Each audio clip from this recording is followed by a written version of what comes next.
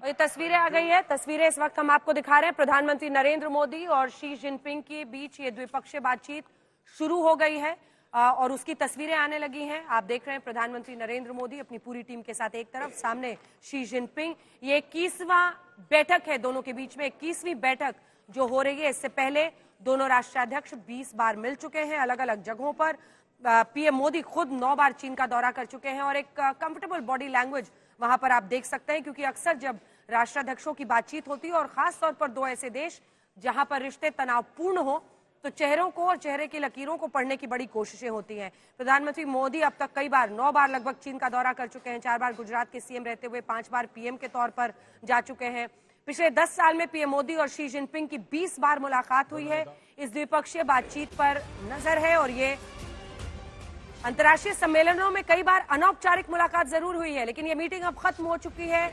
और जैसा हमने आपको बताया था, लगभग मुझे लगता है 5:32 पर अशोक जी शुरू हुई थी, 5:32 पर शुरू हुई थी और 6:25 पर अगर खबर खत्म होने की बात आ रही है तो ऐसा प्रतीत होता है कि लगभग 45 से 50 मिनट ये बातचीत चली है। आधे 1 घंटे के आसपास की मीटिंग चली है, ऐसी खबर आ रही है और ये मीटिंग अब खत्म हो चुकी है। माना जा रहा है कि बॉर्डर पर वापस पेट्रोलिंग रिज्यूम करना जाहिर तौर पर भारत की तरफ से सबसे बड़ा कंसर्न, तो दोनों देशों के बीच में रिश्तों को कैसे आगे ले जाना, इस पर भी चर्चा हुई है। 21वीं बार प्रधानमंत्री नरेंद्र मोदी और शी जिनपिंग की ये मुलाकात। अगर आप देखें तो भारत और चीन के रिश्तों के कई डायनामिक्स हैं। एक तो वो है जो लाइन ऑफ एक्चुअल कंट्रोल पर आप देखते हैं, जिसको लेकर एक संघर्षपूर्ण स्थिति दोनों देशों के बीच में बनी हुई है। लेकिन इसके बाद अगर आप देखें तो व्यापार के क्षेत्र में अमेरिका के बाद चीन भारत का दूसरा सबसे बड़ा व्यापारिक साझेदार है। आइए आपको सुना देते हैं वहां पर क्या बातचीत हुई। To shoulder our international responsibility, set an example for boosting the strength and unity of the developing countries, and to contribute to promoting multipolarization and democracy in international relations. 我愿同总理先生就两国关系和共同关心的问题交换意见。 Mr. Prime Minister, I'm prepared to exchange views with Your Excellency on our bilateral relationship and issues of mutual interest. Excellency, आपसे मिलकर खुशी है और जैसा आपने कहा 5 साल के बाद हमारी ये फॉर्मल मीटिंग हो रही है।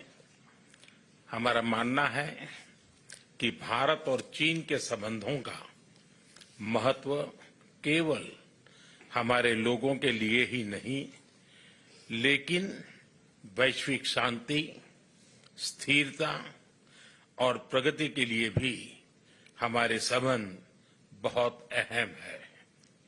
एक्सेलेंसी, सीमा पार पिछले 4 वर्षों में उत्पन्न हुए मुद्दों पर बनी सहमति का हम स्वागत करते हैं। सीमा पर शांति और स्थिरता बनाए रखना हमारी प्राथमिकता रहनी चाहिए।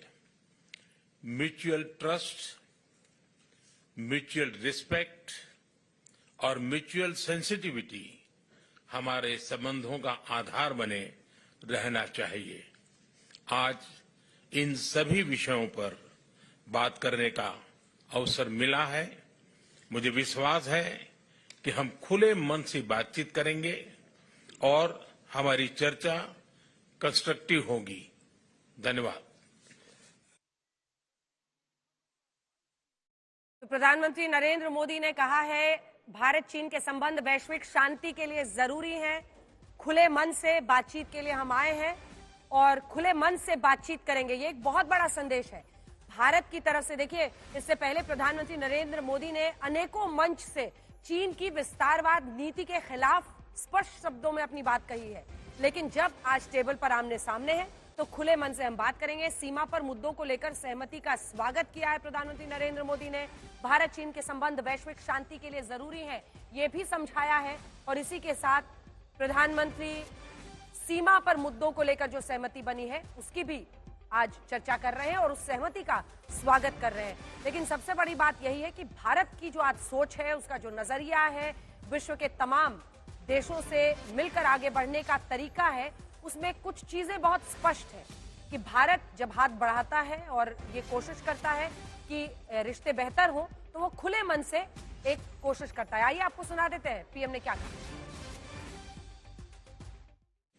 एक्सेलेंसी, सीमा पार पिछले 4 वर्षों में उत्पन्न हुए मुद्दों पर बनी सहमति का हम स्वागत करते हैं। सीमा पर शांति और स्थिरता बनाए रखना हमारी प्राथमिकता रहनी चाहिए। म्यूचुअल ट्रस्ट, म्यूचुअल रिस्पेक्ट और म्यूचुअल सेंसिटिविटी हमारे संबंधों का आधार बने रहना चाहिए। आज इन सभी विषयों पर बात करने का अवसर मिला है। मुझे विश्वास है कि हम खुले मन से बातचीत करेंगे और हमारी चर्चा कंस्ट्रक्टिव होगी। धन्यवाद।